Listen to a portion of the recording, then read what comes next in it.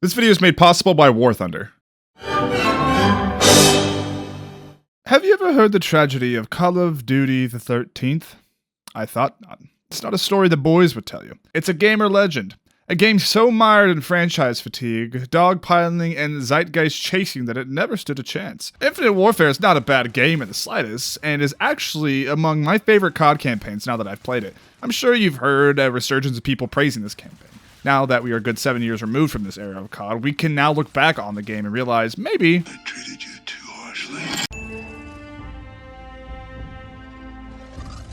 And before we even get into the game, we're greeted with this beautiful theme. A theme that actually carries weight and is repeated and changed multiple times like any great motif throughout a story. I was already on board with this title hearing this. This game was hated for going too far away from what COD is, down to almost ripping off Star Wars, which kind of feels more like an homage, being we've kind of got a space opera on our hands. This quote from Havelock Ellis you'd assume was from an astrophysicist or something in that vein, but no actually. Ellis was a eugenist with a speciality in human sexuality. If anyone was to understand the volatility of human nature, it would be someone working in his line. And more so, the book this expert is from is the book The Dance of Life, where Ellis takes an objective, out of time, perspective on humanity, musing on our fragility as a civilization and that it can't last forever. An interesting choice, as the other main thesis of the book is about quantifying life as art, which war does not allow room for. And on a very surface level, this be a sci-fi game, and we need a cool sci-fi quote. But the distance gave way to a movement with no connection to the place we call home. This would likely be the outcome if a Mars colony was ever to become self-sufficient from Earth, and a really interesting hook for this plot. Just think about the American colonies, and they were only about 3,500 miles from their parent country. Now try 40,000 times that, and see where we land. Only difference here is to imagine that the US colonies believe they had the right to be in control of the rest of the world. I'll leave it to you to muse on if that last statement is fact or fiction. They aren't revolutionaries. They want absolute power. Or is that what your propaganda would have us think? Could be interesting to see the SDF as more of a sympathetic antagonist, but it's a COD campaign, and we don't got time for that. They would mobilize. Try to take our homeland. Technically, it's their homeland too, and I think you're just being xenophobic, Reyes. We're starting out on a freaking moon of all places for this COD campaign. This is where the game already lost a lot of people, feeling like COD shouldn't be up in space, and man oh man, do I disagree with that. Like, just look at this vista. No other COD game has been able to give us awe-inspiring shots like this one. Limitations on creativity are cool and all, but stretching that limit from just Earth to our solar system isn't too limitless to give creation paralysis and do cool stuff like this. Have we had too many diegetic HUDs lately? It feels like every game has them now, even though I know that's not true. So, love me a diegetic HUD. And if you like things feeling realistic, then you're gonna love this. War Thunder is the most comprehensive vehicular combat game ever created. There are over 2,000 different tanks, planes, helicopters, and ships to be used, and huge maps in PvP combat. Every vehicle is meticulously detailed down to the individual components, so even if you're not great at the PvP, you can still just jump in here and have a small look back on the history of these beautifully rendered models. Something that I've always loved about War Thunder is the way they handle player damage. There's no hit points, and instead actual damage to components and crew members who can die. If your driver dies but your tank is still operational, get ready for Custer's Last Stand. And since y'all know I suck at video games, there are modes for everyone's playstyle. Super immersive sim levels of detail to the combat, or a more laid-back arcade experience with leniency on little things like having to personally judge distance and know where a vehicle's armor is thin. You can play War Thunder for free on PC, Xbox, or PlayStation. My link in the pinned comment or description. New War Thunder players, or those coming back from at least 6 months, will receive 100,000 silver lines, 7 days of a premium account, and all these other bonuses when you use my link. This is available for a limited time, so make sure that you get started as a pilot today. Entry point's 30 meters dead ahead. Keep moving. Stand fast. Infinity Ward wanted to let us know right from the jump that this was going to be a different campaign, not beholden to old tropes. We get our snow level, lining up headshot stealth mission, and a cool accent guy all taken care of in the first mission. I love the little secret drones. Just throwing out 4 of them from cover and clearing a room made life so much easier. Airlocks provides the perfect loading screen mask that I've ever seen. And plus, we get to have wacky future weapons like tractor beams? But like the ones that melt instead of suck? Advanced Warfare also had lasers, but it's cool here too. Then we get boss-type enemies. This beats the dog shit out of Juggernaut-type enemies. I mean, these are just Borderlands loaders, but that's fine. Get him up, he needs help. Oh, whoa, Jon Snow to the rescue. Maybe these guys are revolutionaries after all. You care about your men. Care clouds judgment. Okay, yeah, bad guys are just bad, and sometimes that's okay, especially with this game's focus on its principal characters. I really did not need or want some complex villain. Sure, they got Kit Harington for the lead role as bad guy, but there's never a focus on him. It's the whole that matters more than just one man, and I dig that the war isn't won just because he dies. That's not always how it goes. That is why you cannot win. I love this theme of expendability and compassion for your fellow trooper. It's present throughout every major story beat of the game. The retribution ramming and losing much of his crew in the opening mission, Reyes refusing to leave men behind, and the conflict that creates with Sattler. Ethan being a better soldier in every way and having a personality construct to behave like a human. Koch is everything. In a future where we have drones fight wars for us, it begs the question of the human element on the battlefield. If it's for the better or not. If it should be, no mission too difficult, no sacrifice too great, duty first. Where and when do we put our brothers' lives above the mission? This game breaks down Reyes throughout until he's ready for that one-way trip. Save the bullets. Hey, though he's kind of got a monopoly on resources in the solar system, he still takes care to save ammo. Maybe that's how he became God King of the system. Koch is the definition of, well, if you didn't buy an $8 coffee every day. Lieutenant Reyes, I implore you to use diplomacy in this office. Take a different tact. Such a respectful way to say, shut your mouth before I f you up. My instincts, which are aligned indelibly with your own, are that we need to engage.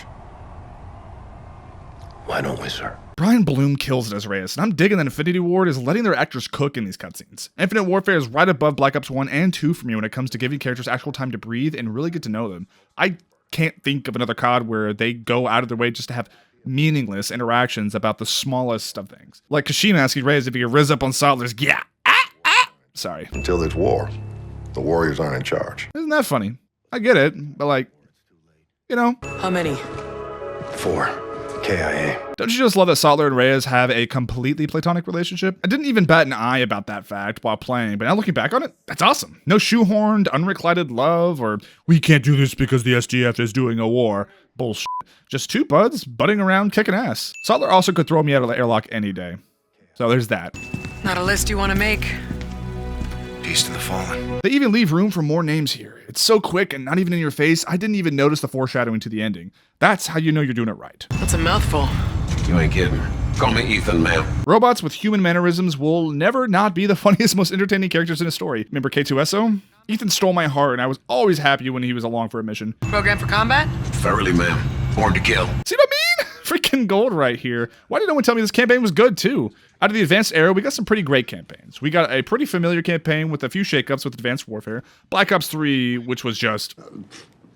meaning it was bad shit, which you can watch my videos on both of them in the card above after this one. And then Infinite Warfare, which has the most compelling characters and explored themes of them all. You know I got stage fright, right, sir? You got feelings, Ethan? I do, Lieutenant. I do.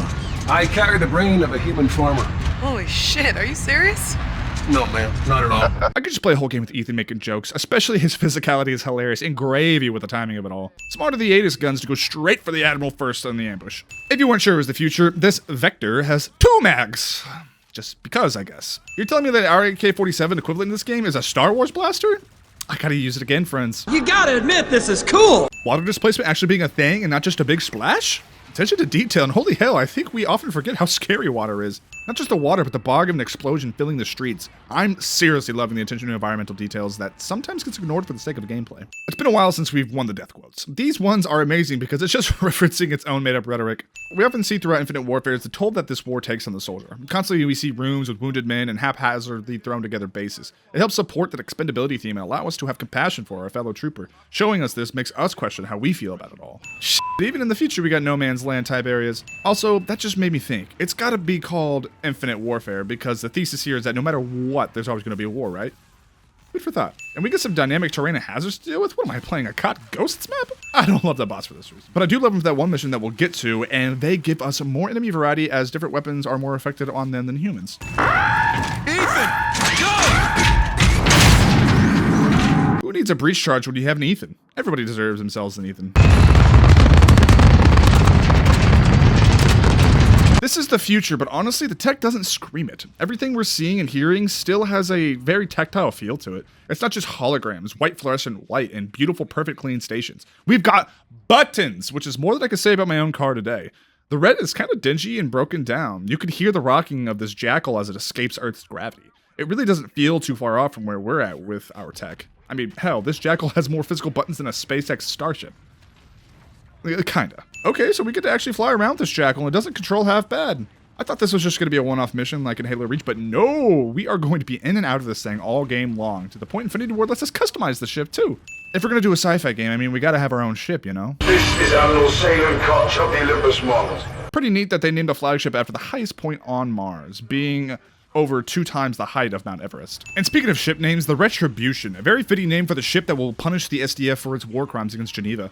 You were defeated. Death is no disgrace. Death is no disgrace. Interesting choice of words. Reyes' whole thing is a captain gets his men home, while Koch is all like, kill him, that's my favorite shit. The coolest part of Infinite Warfare to me is that all the missions tie into one another with travel because of the Retribution hub. We go from Earth to space to the Ret to Titan, all technically without a loading screen, versus our very independent COD levels. It does a lot for world building and making our solar system feel alive. Oh, that was pretty slick. Using the light flicker, the shake to change into our pre-rendered cutscene seamlessly. All due respect, Lieutenant. The captain did his duty. Drove the enemy into retreat. Captain's duty is to get his men home alive, Staff Sergeant. Omar is fun, as he's somewhat a foil for Ethan and Reyes to bounce off with his beliefs, giving sound arguments against Reyes. What are your thoughts? Should the Red have rammed the Olympus or have pulled back? Y'all know I love me a slick transition. Gator. Captain's dead. Went down with his ship. And especially because the maneuver cost the captain his life, makes for an even harder conversation on if it was the right thing to do. He didn't sack his men while he was all cozy on the bridge. I mean, he did and might have thought he would be the one to survive, but Adler made a hard call in a desperate situation. I don't know what I would have done. Charlie problems are all around us every day. As the highest ranking officer on board, I believe you do, sir. Destroyer Tigris is docking a shuttle to come aboard. Roger that. God damn, that solo string. Just beautiful and mournful. Get Raven transport set for evac. I want our casualties outbound right away. Drop officer, coordinate with engineer and get us mobile. Roger. Engineer McCullum's on her way. Staff Sergeant. Okay, that's pretty hot, you know. Immediately just picks up the role of captain and starts captaining. Today's attack was not limited to Geneva. Funny that a city named Geneva immediately has war crimes happening on it in this game. The Geneva suggestion only applies to Earth residents, I presume. This is a ground assault. Captain's place is on the bridge. Not this captain. Reyes breaking convention. I love that. Lead by example, people. Oh, I love it. It's so pretty. I dig how Sutler just automatically followed him in there without being asked. Shows how close these two are. The office is where you can find a bit of lore about the world, such as this little book about the secession wars when Mars left Earth. Unlike other COD campaigns, we aren't just playing strictly from level to level. This one's got more meat on its bones than that. Having this hit list of guys to look for, and more importantly, side quests. More on those in a bit. And keeping everything as in-universe as possible, we can replay missions from our computer here. Even though we aren't deciding this mission ourselves right now, the main mission indicator is still there and the same. That a Volt Griff? Energy weapon. Just got scanned from the surface. Couldn't wait to print this bad boy out. So there's another little game we gotta play while out on missions. Scavenging and scanning weapons to use in future loadouts. It's just a whole bunch of little things that make this campaign a cut above the rest. And getting to choose our loadout is nice than being forced with some whack of gear. When do we become the underdogs? About an hour ago. One little fact. This entire campaign technically takes place in one entire Earth day, and hey, if you don't do the side content, that actually tracks. There was no time skips, and if you just play the main missions, the game took me just about 4 hours to finish. So power your jumps and your wall runs. Keep your control in 0G. Don't you know all this, Ethan? I do, Captain. I found the lieutenant's voice soothing. You and me both, Ethan. And why does the robot got more game than me? Don't call me sir, I work for a living. Check your bot, Captain, before I throw him out the airlock. See what those things can do. That won't be necessary, Staff Sergeant. Ethan, park it. Aye, sir. Rovers are in capacity. Robot racism, woohoo! This is a bit of conjecture, but Omar was forced into a labor camp on Titan after the SDF invaded. No doubt there were drones there enforcing, leading to his prejudice towards Ethan. Now, this is giving me big Halo 5 intro vibes, and that's a compliment. This is just a neat little scene. Another change we don't see often in COD campaigns is actually being a leader. Normally we're either just another number in the fight or the second, but we're commander the entire game, which has us making calls, leading through doors, and just overall feeling better than Poor pieces of shit. Do I wish these campaigns lean more into level design that you better utilize the boost mechanics? 100%. But Infinite Warfare does the best of the advanced trilogy, especially when it comes to verticality. Little sucky?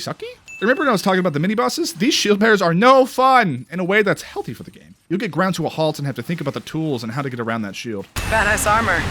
Marines make do. We need good men, not machines, Captain. And with Omar, there's a little exploration of man versus machine and how much tech is too much. I think Infinite Warfare is pro-tech, as later Omar comes around on Ethan and understands he's just as much as one of them. Bad ass. You know I gotta win the sauce. While exploring levels, we can find armories that give bits to our kit and upgrade. The upgrades are nothing earth-shattering, but it's enough to give us incentive to not just hold W through an entire level. Shock grenades are OP, and I never switched off them once I got them. They are too damn good! Take the bot. Take a Marine. I've chosen my team, Sergeant. Ah yes, let's just take a Marine without flight experience into a jack. Good guy Reyes for defending his friend. There's a difference between realistic and real. Is much of this tech realistic? By today's standards, no, not really, but does it feel real? Absolutely. All of this tech feels totally believable and that we could one day reach it. It grounds this COD a lot more than you might realize, even with all the hyperdrives and laser guns. At this point, this doesn't even feel like a COD game, and that's the best compliment I can give Infinite Warfare. It's still got the clean, responsive COD DNA when it comes to the shooting, but everything feels like it's from a different game entirely. The sci-fi world feeling real, the characters having some depth, the script actually doing something that's not just generic action movie shovelware. I feel bad for Infinity Ward, as I would have been hella proud of this game, and to see the reception of it on just the first trailer must have been crushing. To see hundreds of thousands of people judge your book by its cover, and more importantly, by its series. It's something I mentioned in my Advanced Warfare video of COD campaigns, living and dying by how the community is feeling about the series at the time. It could be the best one ever, but if it comes out at the wrong time and the word of mouth spreads badly, it's over for them. Which brings me to a different point. Infinite Warfare got the axe because people were tired of advanced movement, and COD has always kept their timelines and systems similar per 3-year release cycle. But I wonder if it could be more interesting to have each of the 3 studios create a COD to their strengths. Treyarch loves to get experimental and heady with their campaigns and make the best zombies. Let them do that in whatever setting they want. Infinity Ward does the best with memorable characters and a great all-rounder experience. Have them make the more consistent CODs that are safer. Then use Sledgehammer, who have yet to carve out an identity for themselves, be the experimenters for themselves, and the other 2 to see what sticks. I recognize this is all bullshit and doesn't really move the needle because there's like 15 studios that work on COD anymore, and it's why everything feels so homogenous lately. All to say, Infinite Warfare deserved better. This feels like a reference to Revenge of the Sith. I mean, come on, this looks exactly like the bridge to the Invisible Hand, window breaking and all. So Infinite Warfare's got side missions, and they aren't just copy and paste fluff. They're like mini main missions with some good character development in each of them. The word proud is right in the Navy creed. I knew there was something I didn't like about you sons of b****s. That explains the white uniform and submarines. Submarines? Yeah. Only the Navy could build a ship designed to sink. This is so endearing. Not often do we get a scene of just 2 buddies shooting the together. Let's bring Ethan with us. I want him on the team. Oh, Omar, you're gonna make me cry. Stand down, stand down. Box with me. 8-6 the attitude, yeah? Oh, the one-on-one Reyes forcing Omar with Ethan works. See what I'm saying about book by its cover? Come on, guys, play this game. Does this kind of look like a pelican for Halo? Sure, but it's more likely they both took inspiration from the Aliens classic UD4L Cheyenne. Nothing comes from a vacuum, right? Ethan! What's the Navy's official policy for a gunfight? Send in the Marine! As for you, Captain! Ethan knows his audience. In case you're an idiot like me, all the enemies are conveniently wielding suppressed weapons for us on our stealth mission. C-12 battle tank, manual fire and control. Low brain, a lot of broad. Haha, someone sounds a bit jealous. He's like a cooler version of Ethan. That's not funny. It's pretty funny. Now, there's intel they turn on their squad mates unpredictably in battle. Is that true? No. Button it up, Ethan. Infinite Warfare, I think, has the best banter of any COD game. Full stop. Feels more Band of Brothers than even World War II did. We got the lowdown on the first mission on how powerful these things are, so boy is it cool to have the C-12 on our side now. I really do love the advanced movement. Like you guys know, Black Ops 3 is my favorite multiplayer in the franchise. I would probably love Titanfall 2 for this very same reason, and it's a damn shame Activision didn't let Sledgehammer do Advanced Warfare 2. I think COD is at its best when it fully embraces its arcadiness. It'll never reach the heights of Valorant or CSGO, nor will its Battle Royale ever match Apex or Fortnite. I want them to focus on what they do best. Arena, arcade, shooter. Let them fight. You can even see in my gameplay going, oh shit, our guy didn't win. This set piece is awesome because we're an active participant in it. We can go anywhere in the arena to handle the C-12. That is just badass and so satisfying to listen to. You can't deny it. We are moving in with what we've got. Do or die. Is that your recommendation, Staff Sergeant? Ooh, taking a pain out of Rain's book, slightly reminding Omar of his place. McCollum designated a gas venting turbine. We hit it, the pressure builds, and the tower detonates. Death Star reference? From ship to boots on the ground and back, all in one mission. This is fun! Captain, I can't stop it. What do I do? Let it go, Ethan. There's a weird piece to this, just floating in space, getting ready to drown, and interesting that it's only Ethan left to give Reyes company. Not human at all, and we know that, but he provides a comfort that something will be around so Reyes won't have to die alone. Who says? I'm hardware, sir. Ultimately expendable. No. You're my brother, Ethan. Where do we draw the line on consciousness? Looks like this is the end of the line, partner. I think I'm scared, sir. Does Ethan being scared count right here? Is he only saying this because he knows that would bring Reyes comfort knowing that they're in the same boat? His entire program is to make integration into new units easier. Does it matter if he can feel or not? As long as we can talk to him like we would any other person, does it really matter? I'm inclined to say no, it doesn't. At the end of the day, if I was in Reyes' shoes, I'd just be happy to have a friend, a brother with me at the end of the line. What do you guys think about robot and AI consciousness? Let's start a discussion below the like button. We are a fraternity of two, you and I. 50% attrition rate is not gonna fly. This feels like the proper way to do an outnumbered war. We're playing cat and mouse using guerrilla warfare. Makes way more sense in a story than a 37-mile-long ship chasing a small cruiser until it runs out of gas. We have to move in the shade. There's no other way. Salter's right. See what I'm saying about level design? We gotta hide from the sun while we spin around on the asteroid. This beats the hell out of playing through Normandy the 18th time. This section of the mission is really cool. It reminds me hard of the 343 Guilty Spark mission from Halo Combat Evolved. Walking around this building, not knowing what caused all the damage, just seeing the aftermath of it all, letting the tension and horror of it all build. Infinity Ward is really cooking this one, and somehow is making the robots even creepier than I imagined. Looks like his neck is broken. We even got jump scares up with this You heard, Lieutenant? She's good, Cash. checking like a good squad mate, but also because he wants that Okay, I'm sorry. I just think it's so ridiculously stupid, it's funny. Ew, they're like little insects climbing around. This is definitely a standout mission that I didn't see coming. I guess zombies set some precedents for this, but it just hits different being our own robots turning against us. I miss when zombies and horde mode games were more holdout than kiting and running around. Nothing more stressful and fun than having just hold down a hallway and your entire crew reloads at the same time and it's just game over. This reminded me hard of those days. Mission must go now! No, stop! Salter, stop! That's an order! Omar learned a bit from Reyes. Learned to not be bot racist and also to try and save everyone. Tragically, it's what gets him killed, and it's another notch in the belt of Reyes. Not necessarily losing himself, but changing his views on what lengths to go for the mission. I needed those 2 seconds to get us off the X. What if it were me? I love these tough questions, and even more so that she doesn't have an answer. We don't want to admit it, but we all put a price on people's lives, purposely or not. Hesitation is a hole in the head, Reyes. We both know that. Callback. There's always another way. Not always. Since when?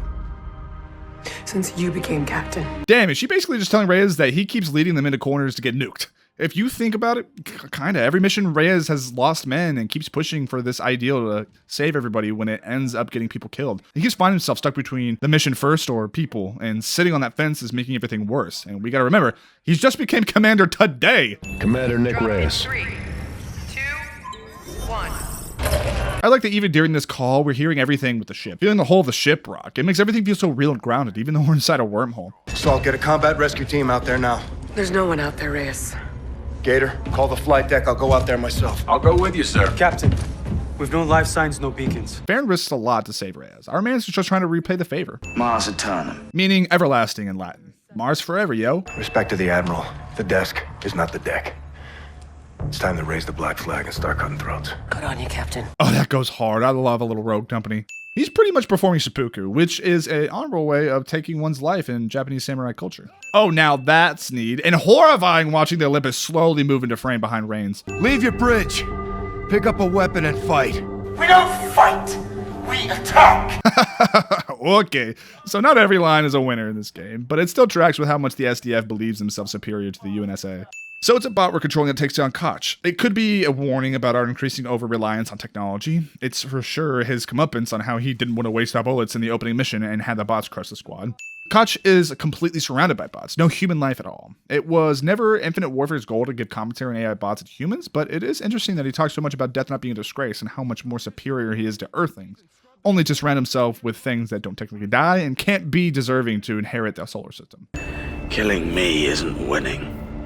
I killed your admiral. Like I mentioned earlier, even with the deaths of both leaders, there's still a war to fight. Soldiers have their orders. I like that we can see Mars as a little red dot in the distance. Talk about power fantasy, oh my lord. Now I truly understand why the Olympus Mons was the make or break ship. Rey's plan is a big Anakin Skywalker maneuver. Reyes is put in an inverse situation as Adler was earlier. Does he sacrifice his men to win the mission? But instead of the Ret hitting Mons, it's the Olympus hitting the Ret. Reyes still isn't ready to make that hard decision. I'll do whatever it takes to keep us secure. You're our leader, sir. Not our savior. A very big difference that even until the end, Reyes refuses to admit and actually does become their savior, dying for them just like that one guy we've all heard about. Now, if you don't have the will to make that kind of choice, then like me, you have no place being in command. I couldn't ram my own ship. I would have killed them. They came to win. This doesn't look like victory. That beautiful theme coming back in, and no, I'm in the camp that she's wrong. It was because Reyes didn't have the will to ram his own ship that he saved many more lives, even if it cost him his own. Captain goes down with his ship, and once the wreck was grounded, it was over for Reyes. And also, there were 4 survivors at the end. If he had just rammed the ship together, there would have been no survivors. Full company, sir. I mean, they're idiots, but they can fight. Been a while since I won Ethan, hasn't it? Not everything made it out unscathed. Really digging the Underdog vibe right now. Getting some big Normandy vibes here. It's good to be in a fight with you, sir. Oh no. Why'd you have to say that? Get down, sir! Yep, signed his death warrant with that one. Self-sacrifice. Let me go before it blows. Captain, please. The mission! Respect that he's practicing what she preaches. You'll never make it back to the ship. If we wait, they'll fire on us. You're not gonna wait. It's tragic that his philosophy as commander has to go by the wayside to get the final mission done, and he's got to instill it in his crew, that which he's been against since he's been in charge. You board that ship and you terminate this place, Salt. Do as much damage as you can before SDF takes you out. I can do both. I can hit the shipyard and drop out of here. You won't have time. Watch me. Salt's gumption is founded. She's always been the one to make the right call throughout while following orders. It's why she's the perfect candidate to become the next admiral. She learned from everybody. Omar, Rains, Reyes, hell, maybe even a bit from Koch on what not to do. There's gotta be another way. I'm afraid not, sir. I understand the conflict, Captain. I'm ready, I promise. A huge theme, and probably the main one in Infinite Warfare, is that of sacrifice. Pretty much all of our main cast but one dies throughout this game, and every one of them is a self-sacrifice in hopes of a better future. The only one that wasn't was Rain's death, but there's something to be said about the man who was parked behind a desk being taken out in a blink of an eye without anything tangible to show for his death like everyone else's. It's just a certainty in war that there are going to be casualties, and the biggest discussion Infinite Warfare wants to have is where everyone individually draws that line, how far they'll go and how much they'll sacrifice before enough is enough. That's why I feel like Omar despised Ethan, is because he could never empathize with the decision and feelings that come along with a trolley problem that is war. Fire on my position, Salter! I can't do that, Nick! What would you do if it were me? A direct question Reyes asked Salt, and now it's put to the test. Nora, finish the mission! That's an order! And Reyes forces her to do what he has been unable to for the entire game. He understands what needs to be done and is finally willing to do what it takes. Enemy unlocked! We're hit! Switch off after! They just had to give us hope that maybe Reyes would get lucky and survive. Nick! Nick, do you... A seriously heartbreaking ending for him. The man that wanted to save everybody did, but couldn't save himself. And seeing all the numbers, and then the word success is what all this sacrifice is for. This is how war goes. Just like what Reyes said. They won't know what we're doing, but they will know what we've done. Not how we remember all past wars. And because of Reyes and the crew of the Retribution, the SDF were able to be held back. Can we get an F to pay respects to the chat, please? And it hits harder to us because we know who all these people are and saw their valor on the battlefield. To everyone else, it's just a story and a name on a wall. It sucks that the great deeds of men and women are sometimes just a name on a wall to some people. Sometimes just viewed as another number. But I know the point of it all, lest we forget. We cannot forget the sacrifice of all those who gave their lives in a hope that their doing so will create a better tomorrow for all of us. I really enjoyed the Infinite Warfare campaign, not because it had a beautiful story and plot to follow, but because it had memorable characters with actual development and depth to follow. These characters could have been set in any war, and it still would have been just as impactful. Seeing their struggles between the mission and their fellow soldier and how they deal with that. Koch was right in a way. Death is no disgrace, but what is a disgrace is to die on one's knees like Reyes said they will not do. It's got big Rogue One energy, and I love it for that. With this focus on character and then being thrust into the stars, a first for a COD game, this really didn't feel like one. I've been playing a lot of COD lately, and surprisingly, this was a breath of fresh air. Ironic, as when this game came out, everyone thought the opposite. It looks amazing, its gameplay is as tight as it's always been, and it's just a solid as hell game. I'm really sad that I didn't give it a chance until 7 years later, and if you still haven't, you should. There's still all the side quests I didn't cover here for you to try out and explore. What did you think of Infinite Warfare when it released? What do you think of it now? Let me know down below the like button, and remember, drive the speed limit, drink some water, and love one another. Before we pizza, make sure that you check out War Thunder using the links in the description and pinned comment to get your awesome sign up or returning bonus. Pizza!